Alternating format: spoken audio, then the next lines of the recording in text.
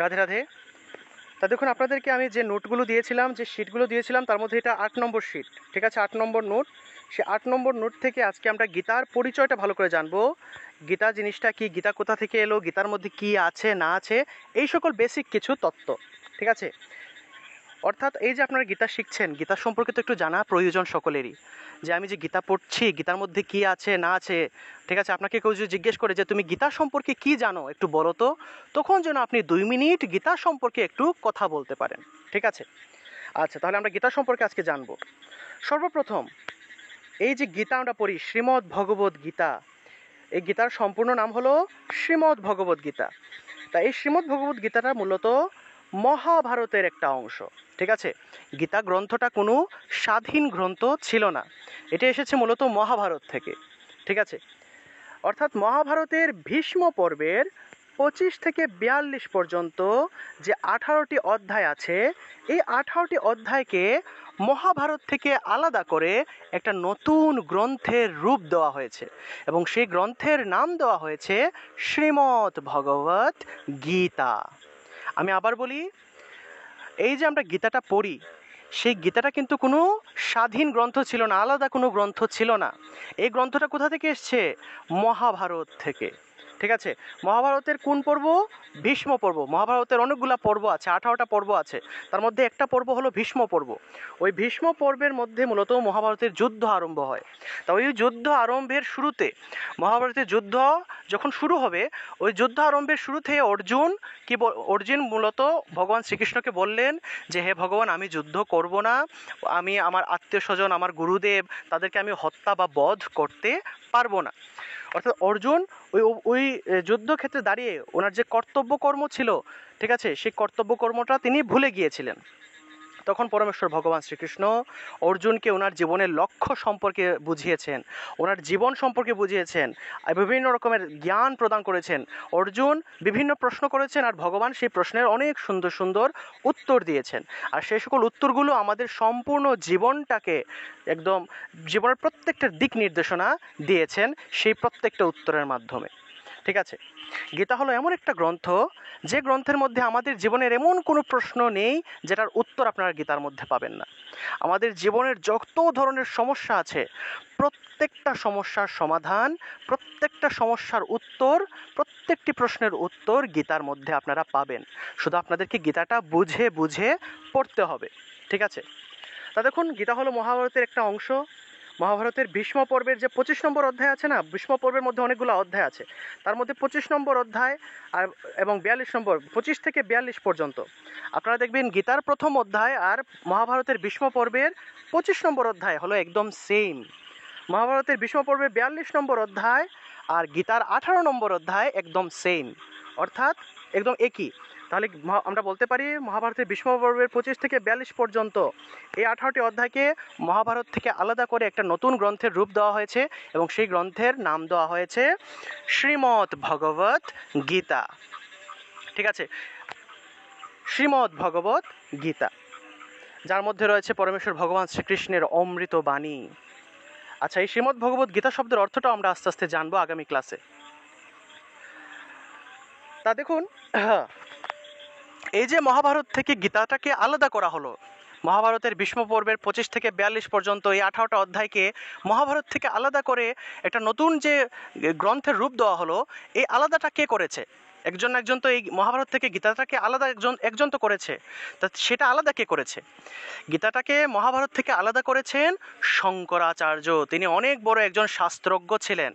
ঠিক আছে, অনেক বড় একজন শাস্ত্রজ্ঞ ছিলেন। তিনি কি করেছেন, এই মহাভারতের ভীষ্ম পর্বের 25 থেকে 42 পর্যন্ত যে 18টা অধ্যায় আছে, সেই 18টা অধ্যায়কে মহাভারত থেকে আলাদা করে একটা নতুন গ্রন্থের রূপ দিয়েছিলেন, এবং সেই গ্রন্থের নাম দিয়েছিলেন শ্রীমদ্ ভগবত গীতা। এবং এই কাজটা কে করেছিলেন? শঙ্করাচার্য। শাস্ত্রজ্ঞ, অনেক বড় একজন শাস্ত্রজ্ঞ ছিলেন তিনি। আপনারা গুগলের মধ্যে শঙ্করাচার্য লিখে সার্চ করলেই ওনার সম্পর্কে বিস্তারিত জানতে পারবেন।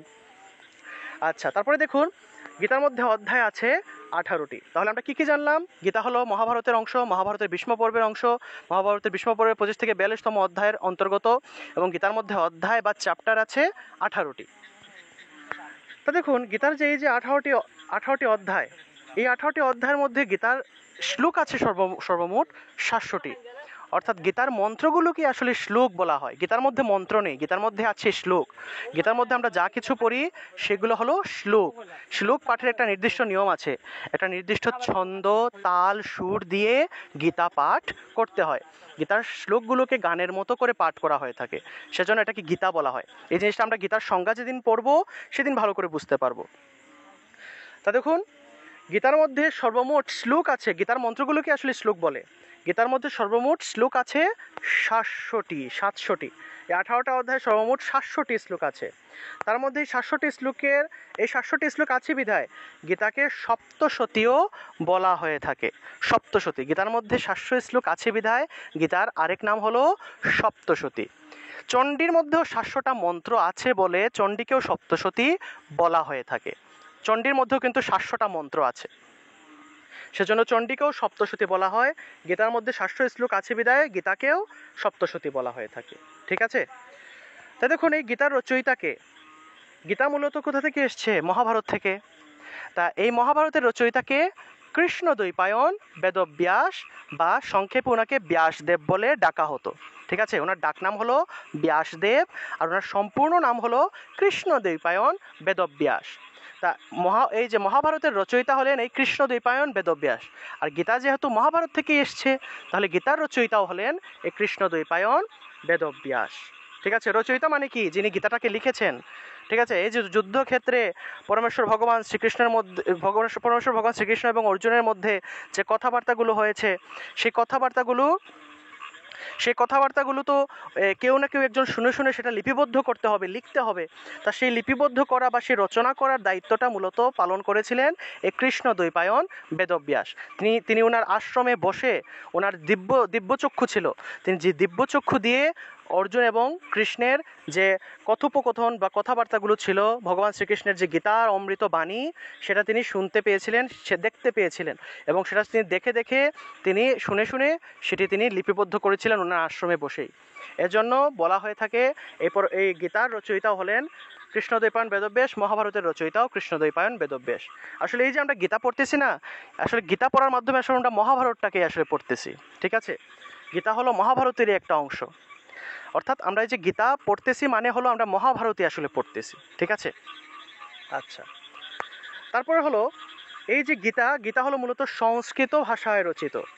ঠিক আছে? আমাদের বলে এই যে বেদ, উপনিষদ, গীতা যা কিছু আছে, এগুলো তো হাজার হাজার বছর আগে এসছে, এবং পৃথিবীতে সর্বপ্রথম যে ভাষাটা সংস্কার করা হয়েছিল সেটাই হলো সংস্কৃত ভাষা। পৃথিবীতে সর্বপ্রথম, ঠিক আছে, পৃথিবীতে তো আমাদের এই সনাতন ধর্ম ছাড়া অন্য কোনো ধর্ম ছিল না আগে। ঠিক আছে? এই 4-5 বছর আগে গেলেই আপনারা দেখবেন যে হিন্দু ধর্ম, সনাতন ধর্ম ছাড়া কোনো ধর্মই পৃথিবীতে ছিল না। তা আমাদের যত ধরনের গ্রন্থ আছে, গীতা হোক, উপনিষদ হোক, বেদ হোক, চণ্ডী হোক, সবগুলির মন্ত্র শ্লোক মূলত সংস্কৃত ভাষাতেই রচনা করা হয়েছে। সংস্কৃত শব্দটা এসছে সংস্কার থেকে। হাজার হাজার বছর আগে যখন মানুষের সৃষ্টি হলো, তখন মানুষ মুখে কথা বলতে পারতো না। বিভিন্ন অঙ্গভঙ্গির দ্বারা, বিভিন্ন শব্দ উচ্চারণের দ্বারা, বিভিন্ন ডাক দিয়ে বা বিভিন্ন শব্দ করে ওরা মনের ভাব আদান প্রদান করতো, বিভিন্ন আকার ইঙ্গিতে কথাবার্তা বলতো। তখন যারা মুনি ঋষিরা ছিলেন তারা তো অনেক জ্ঞানী ছিলেন। ঠিক আছে? তারা অনেক জ্ঞানী ছিলেন। তারা কি করলেন? মানুষের মুখের ভাষাটাকে সংস্কার করলেন। করে এই যে মানুষের মুখের ভাষাটাকে একটা নির্দিষ্ট ব্যাকরণিক একটা নিয়মের মধ্যে নিয়ে এলেন। ঠিক আছে? যে এটার নাম হলো এই আম, এটার নাম জাম, এটা হলো বই, এটা হলো কলম, এরকম আর কি বিভিন্নভাবে প্রত্যেকটা জিনিসে একটা নাম দিলেন। অর্থাৎ ওনাদের মুখের ভাষাটাকে সংস্কার করে একটা নতুন একটা ভাষার প্রবর্তন হলো, এবং সেই ভাষাটার নাম দেওয়া হলো সংস্কৃত। অর্থাৎ যে ভাষাটাকে সংস্কার করা হয়েছে সেটাই হলো সংস্কৃত ভাষা। এবং এই সংস্কৃত ভাষাটাই মূলত পৃথিবীতে সর্বপ্রথম এই একদম ব্যাকরণিক, একদম সুন্দর একটা ছন্দে, একদম ব্যাকরণিক নিয়মে যে ভাষাটা এসেছিল, এটা মূলত সংস্কৃত ভাষাই। এবং পরমেশ্বর ভগবান শ্রীকৃষ্ণ, ভগবান শ্রীরাম, যারা এসেছিলেন তারা সবাই এই সংস্কৃত ভাষাতেই কথা বলেছিলেন। এখনও পৃথিবীতে ভারতের মধ্যে বেশ কয়েকটা 7-8টা গ্রাম আছে যে গ্রামগুলোতে এখনও মানুষ সংস্কৃত ভাষায় কথা বলে। সংস্কৃত ভাষায় তাদের জীবনের একদম সব কিছু, তারা একদম চিঠি লেখা থেকে আরম্ভ করে একদম চিঠি লেখা, পড়াশোনা, যা কিছু আছে মুখে কথাবার্তা বলা, সব কিছু তারা সংস্কৃত ভাষাতেই করে থাকে। একটা গ্রাম হলো খুবই জনপ্রিয় একটা সংস্কৃত গ্রাম আছে ভারতে, সেই গ্রামের নাম হলো মাত্তুর। এটা বেঙ্গালুরুর আশেপাশে, বেঙ্গালুরু থেকে মনে হয় 3-4 ঘন্টার রাস্তা। বেঙ্গালুরুতে আমরা সবাই তো চিকিৎসার জন্য যাই বাংলাদেশ থেকে, ঠিক না? তো ওই বেঙ্গালুরুরই আশেপাশে একটা গ্রাম আছে, গ্রামের নাম হলো মাত্তুর গ্রাম। ওই গ্রামটাকে বলা হয় সংস্কৃত ভিলেজ বা সংস্কৃত গ্রাম। এটা আপনারা ইউটিউবে সার্চ করলে পাবেন, গুগলে সার্চ করলে পাবেন, ঠিক আছে? ভারতের সংস্কৃত গ্রাম লিখলেই সার্চ করবেন, অথবা মাত্তুর গ্রাম লিখে সার্চ করলেই পাবেন। আপনারা ইউটিউবে সার্চ করলে ভিডিও সহ সব কিছু পাবেন। তো এখনও মানুষ সংস্কৃত ভাষায় কথা বলে, সংস্কৃত ভাষাটা ব্যবহার করে, ঠিক আছে? তার গীতামূল হলো মূলত সংস্কৃত ভাষায় রচিত। এই সংস্কৃত ভাষায় রচিত হওয়ার কারণে সংস্কৃত ভাষায় আমরা যেভাবে দন্তস্বকে স উচ্চারণ করি, সংস্কৃত ভাষায় ওরা দন্তস্বকে স উচ্চারণ করে না, তারা স উচ্চারণ করে। তারপর আমরা অন্তস্থ জকে জ উচ্চারণ করি, সংস্কৃত ভাষায় ওরা জ উচ্চারণ করে না, তারা উচ্চারণ করে ইয়া ইয়া, ঠিক আছে? তারপরে আমরা যে ক্ষীয় উচ্চারণ করি, ক্ষীয় আমরা বলি মনে করি যে অক্ষর, কিন্তু তারা অক্ষর উচ্চারণ করে, অক্ষর। ধর্মক্ষেত্রে কুরুক্ষেত্রে সমবেতা আমরা বলি না, ধর্মক্ষেত্রে কুরুক্ষেত্রে বলি, তারা উচ্চারণ করে ধর্মক্ষেত্রে কুরুক্ষেত্রে, এইভাবে। তো এই সকল হলো নিয়ম। আমরা এই নিয়মগুলো ভালো করে শিখবো, কোন অক্ষরের কি সংস্কৃত উচ্চারণ হতে পারে এগুলো শিখবো। আপনাদেরকে একটা শিট দেওয়া হয়েছে, দেখবেন এটা হলো সম্ভবত 7 নম্বর শিট। 7 নম্বর শিটের মধ্যে আপনার উচ্চারণ বিধিগুলো পাবেন, এগুলো নিয়েও ক্লাস হবে, ভালো করে ক্লাস হবে, ঠিক আছে? আপনারা রেগুলার ক্লাসে থাকবেন। যদি কোনো কারণে কোনো ক্লাস মিস হয়ে যায়, অবশ্যই সেই ক্লাসের ভিডিও রেকর্ডটা ভালো করে দেখে নেবেন। যেহেতু আপনারা শেখার জন্য এসেছেন, ভালো করে শিখে যাবেন, সবাই প্রত্যেকেই ভালো করে শিখে যাবেন, ঠিক আছে? আচ্ছা, তারপর দেখুন এই যে গীতা, এই গীতা শব্দের অর্থ হলো গান। সঙ্গীতের গীত শব্দ থেকে মূলত গীতা শব্দের উৎপত্তি হয়েছে। কি বললাম? আমরা যে জাতীয় সঙ্গীত গাই না, সঙ্গীত, আমি আবার লিখি এখানে, এই যে দেখুন সঙ্গীত, সংযোগ গীত, সংযোগ গীত, ঠিক না? সঙ্গীত অর্থাৎ গীত শব্দের অর্থ গান, এটা আমরা সবাই জানি। গীত শব্দের অর্থ হলো গান। আর সং মানে কি? গীত শব্দের সামনে সং কেন লাগানো হয়েছে? সং মানে হলো বাদ্য নৃত্য। বাদ্য মানে হলো মিউজিক বা বাজনা, ঠিক আছে? মিউজিক, বাদ্য এবং নৃত্য মানে হলো নাচ। বাদ্য এবং নৃত্যকে সঙ্গে নিয়ে যে গীত গাওয়া হয় সেটাকেই সঙ্গীত বলে। কি বললাম? বাদ্য এবং নৃত্যকে সঙ্গে নিয়ে যে গীত গাওয়া হয় তাকেই সঙ্গীত বলে। কিন্তু আমরা যেহেতু গীতা পাঠের সময় আমাদের কিন্তু নাচের প্রয়োজন হয় না, ঠিক আছে? সেজন্য সেটাকে আর সঙ্গীত বলা হয় না, গীতা পাঠকে বলা হয় শুধুমাত্র গীত। অর্থাৎ এই যে সংটা কাটা হয়ে গেল, যেহেতু গীতা পাঠের ক্ষেত্রে আমরা নাচের প্রয়োজন হয় না, বা মিউজিক আমরা চাইলে ব্যবহার করতে পারি, আবার মিউজিক ব্যবহার না করেও গীতা পাঠ করা যায়। যেহেতু এখানে নাচের ব্যবহার হচ্ছে না, সেজন্য সংটা ব্যবহার এখানে করা হয় না, শুধুমাত্র গীতটা ব্যবহার করা হয়। তা সঙ্গীতের গীত শব্দ থেকে মূলত গীতা শব্দের উৎপত্তি হয়েছে। এই গীত শব্দের স্ত্রীবাচক শব্দ হলো গীতা। গীত শব্দের স্ত্রীবাচক শব্দ হলো গীতা, ঠিক আছে? গীত শব্দের স্ত্রীবাচক শব্দ হিসেবে গীতা শব্দের উৎপত্তি হয়েছে। তাহলে আমরা কি জানলাম? গীতা শব্দের অর্থ হলো গান। আমরা এই গীতা শব্দটা আরও ভালো করে জানবো আগামী ক্লাসে, আরও ভালো করে এই গীতা সম্পর্কে বা গীতা শব্দটা কীভাবে সংগঠিত হলো, এটা ব্যাকরণিক বিভিন্ন নিয়মগুলো আমরা ভালো করে জানবো, ঠিক আছে? তা দেখুন এই গীতার মধ্যে মূলত ছন্দ আছে 2টি। গীতার মধ্যে 2টা ছন্দ আছে, একটা হলো অনুষ্ঠুপ ছন্দ, একটা হলো ত্রিষ্ঠুপ ছন্দ। গীতার মধ্যে ছন্দ আছে 2টি, একটা অনুষ্ঠুপ, একটা ত্রিষ্ঠুপ। এগুলো আমরা আস্তে আস্তে যখন ক্লাস করব তখন ক্লাসের মধ্যে এগুলো আমরা জানতে পারবো, ঠিক আছে? আমরা এই উচ্চারণ বিধির ক্লাসের পরেই আমরা ছন্দের ক্লাসে যাব, কীভাবে ছন্দ দিয়ে সুন্দর করে গীতার শ্লোকগুলো পাঠ করতে হয় বা বিভিন্ন মন্ত্র পাঠ করা যায়, সেই পাঠের কৌশলটা আমরা ধীরে ধীরে শিখব, ঠিক আছে? আচ্ছা, তাহলে আমরা কি জানলাম? যে গীতার মধ্যে 2টা ছন্দ আছে, একটা হলো অষ্টাক্ষরী ছন্দ বা অনুষ্ঠুপ ছন্দ বলা হয়, আর একটা হলো একাদশ অক্ষরী ছন্দ বা ত্রিষ্ঠুপ ছন্দ বলা হয়ে থাকে। তারপরে হলো শঠক।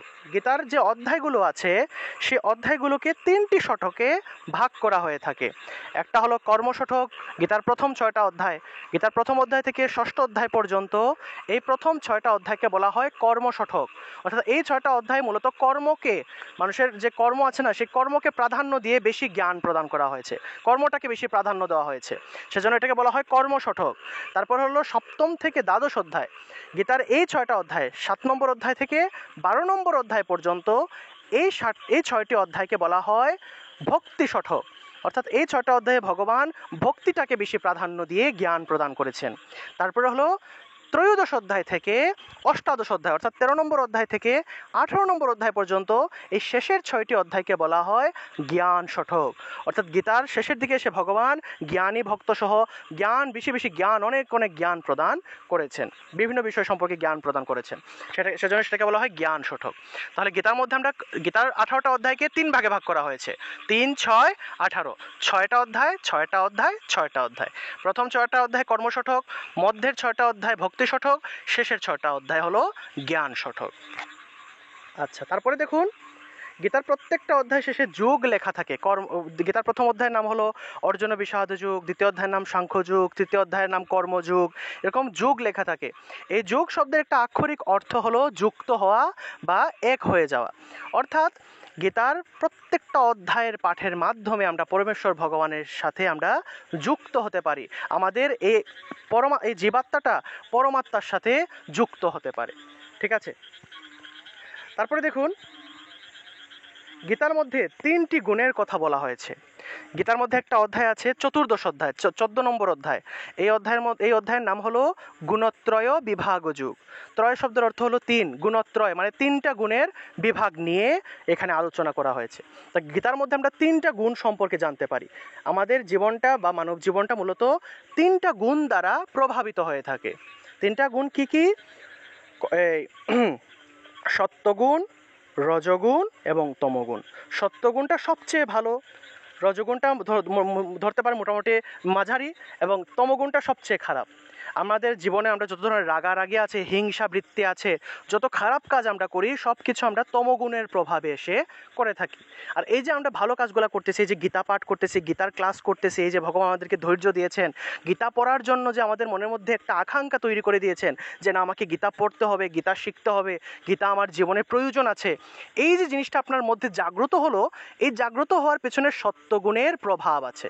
অর্থাৎ আপনার মধ্যে সত্যগুণের প্রভাব কাজ করেছিল বিধায় আপনি এখন এই গীতার ক্লাসটা করছেন। আপনার মনে হচ্ছে যে না গীতাটা পড়া উচিত, আমার জীবনে গীতার পরমেশ্বর ভগবান শ্রীকৃষ্ণের এই কথাগুলো আমার জীবনে অনেক অনেক গুরুত্বপূর্ণ এবং সেই কথাগুলো আমার জীবনে কাজে লাগানো উচিত, গীতাটা শেখা উচিত, গীতাটা জানা উচিত। এটা সত্যগুণের প্রভাবে হয়েছে। ঠিক আছে, এই গুণ সম্পর্কে আমরা যখন গীতা পড়ব, গীতা কোর্স করব ভালো করে, তখন আস্তে আস্তে আমরা আরও বৃহৎভাবে জানতে পারবো। ঠিক আছে, তারপরে হলো এই গীতা হলো পরমেশ্বর ভগবান শ্রীকৃষ্ণের মুখ নিঃসৃত বাণী। গীতার মধ্যে দেখবেন বিভিন্ন অধ্যায়ের মধ্যে লেখা আছে শ্রী ভগবান উবাচ। অর্থাৎ গীতাই হলো একমাত্র বা এমন একটা গ্রন্থ যার মধ্যে শ্রী ভগবান উবাচ লেখা থাকে। বেদের মধ্যে আপনারা শ্রী ভগবান উবাচ লেখা পাবেন না, কারণ বেদ কিন্তু স্বয়ং ভগবান শ্রীকৃষ্ণের মুখ নিঃসৃত বাণী নয়। বেদ হলো ঋষিদের মাধ্যমে পাওয়া জ্ঞান, ঈশ্বর কর্তৃক প্রাপ্ত জ্ঞানটা হলো বেদ, এবং সেই বেদটা মূলত একজনের মাধ্যমে এসছে, স্বয়ং ভগবানের থেকে সরাসরি আসেনি। বেদটা এসেছে বিভিন্ন মুনি ঋষিদের মাধ্যমে, অর্থাৎ ঈশ্বর মুনি ঋষিদের কাছে জ্ঞানটা দিয়েছেন, আর মুনি ঋষিরা আমাদের মানব জাতিকে সেই বেদের জ্ঞানটা দিয়েছেন। বেদ শব্দের অর্থ হলো কিন্তু জ্ঞান। ঠিক আছে, কিন্তু গীতার জ্ঞানটা হলো স্বয়ং ভগবান শ্রীকৃষ্ণ সরাসরি আমাদের মানব জাতিকে গীতার জ্ঞানটা প্রদান করেছেন। এজন্য গীতাকে বলা হয় স্বয়ং ভগবান শ্রীকৃষ্ণের মুখ নিঃসৃত বাণী। এই গীতার জ্ঞানটা ভগবান হাজার হাজার বছর আগে সূর্যদেবকে প্রদান করেছিলেন। যখন এই পৃথিবীটা শুরু হবে, এই পৃথিবীটা যখন সৃষ্টি করা হলো, যখন মানব জাতির সৃষ্টি হলো, তখন ভগবান এই যে তিনি আমাদেরকে একটা জীবন দিয়েছেন, এই যে এই ধরাধামে আমাদেরকে পতিত করেছেন, আমাদেরকে এই যে পৃথিবীতে জন্ম দিয়েছেন, আমরা কিন্তু সকলেই ভগবানেরই অংশ ছিলাম একটা না একটা সময়। হাজার হাজার কোটি কোটি বছর আগে আমরা ভগবানেরই অংশ ছিলাম।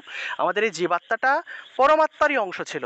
কোনো না কোনো কারণে আমরা পরমাত্মা থেকে বিচ্ছিন্ন হয়ে, আলাদা হয়ে এই ধরাধামে এসে, এই জন্ম মৃত্যুর চক্রে এসে পতিত হয়েছি। এবং হাজার হাজার বছর ধরে, কোটি কোটি বছর ধরে আমাদের জন্ম হচ্ছে, আবার মৃত্যু হচ্ছে।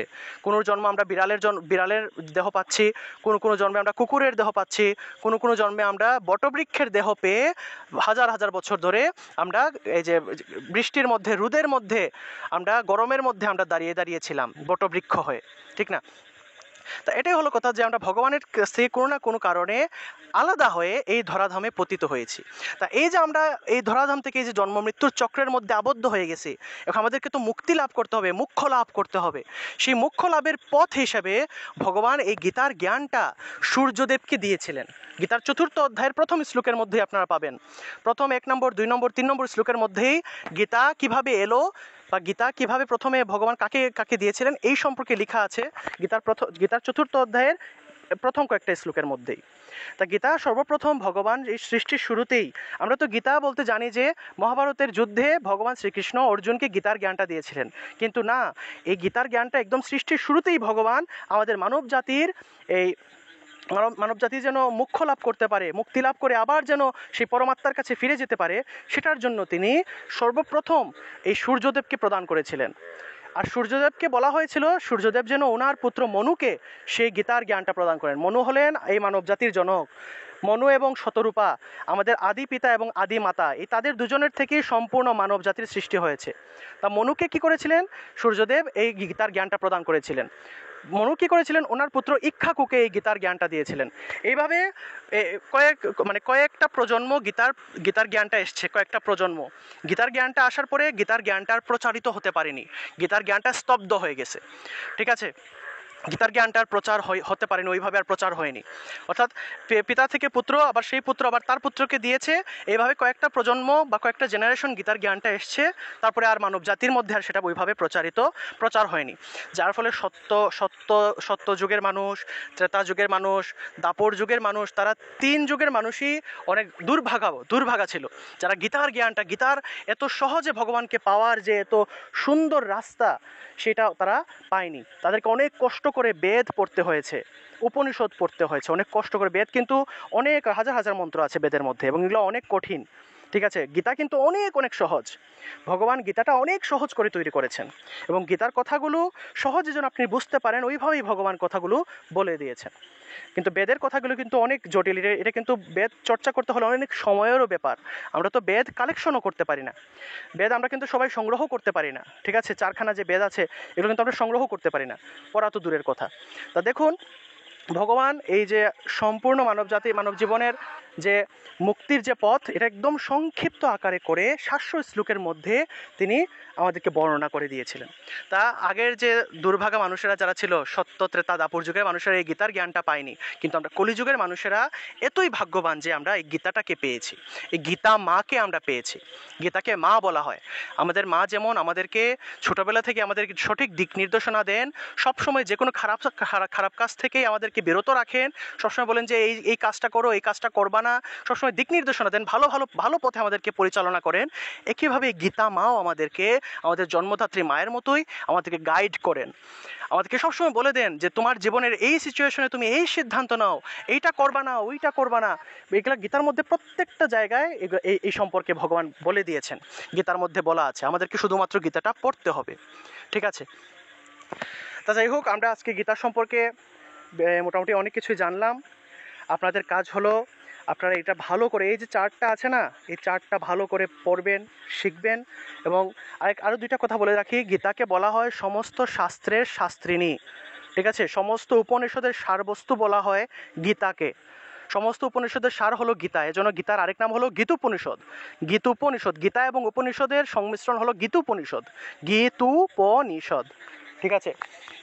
আর গীতাকে সমস্ত শাস্ত্রের শাস্ত্রিনীও বলা হয়ে থাকে। তাই এগুলো নিয়ে আমরা সামনের ক্লাসে আরও ভালো করে জানবো। আজকের ক্লাসে এতটুকুই থাকবে, যেহেতু আজকে একদম প্রথম ক্লাস, আজকে আমরা গীতা সম্পর্কে কিছু তথ্য জানলাম। আপনাদের কাজ হবে আগামী ক্লাসে আমি যে কোনো কাউকে জিজ্ঞেস করব বিভিন্ন জনকে জিজ্ঞেস করে বলবো যে তুমি গীতা সম্পর্কে 2 মিনিট কথা বলো, তুমি গীতা সম্পর্কে কি জানো একটু বলো, আমাকে শোনাও। তোমাকে যদি বলা হয় যে তুমি গীতা সম্পর্কে এখন সকলের সামনে একটু কথা বলো, তখন আপনারা যেন গীতা সম্পর্কে কিছু কথা যেন বলতে পারেন যে আমি গীতা সম্পর্কে এই এই কথাগুলো জানি, গীতার মধ্যে এটা আছে ওইটা আছে, গীতা হলো মহাভারতের অংশ, গীতা কোনো স্বাধীন গ্রন্থ ছিল না, গীতাকে শঙ্করাচার্য মহাভারত থেকে আলাদা করে একটা নতুন গ্রন্থের রূপ দিয়েছিলেন। তারপরে গীতার মধ্যে 18টা অধ্যায় আছে, 700 শ্লোক আছে, গীতার আরেক নাম, গীতার মধ্যে 700 শ্লোক আছে বিধায় গীতার আরেক নাম সপ্তশতী হয়েছে, গীতার রচয়িতা হলেন কৃষ্ণদ্বৈপায়ন বেদব্যাস। এরকম যেন আপনারা সুন্দর করে সাজিয়ে গীতা সম্পর্কে 2 মিনিট কথা বলতে পারেন। ঠিক আছে, সবাই কি বুঝতে পেরেছেন? রাধে রাধে।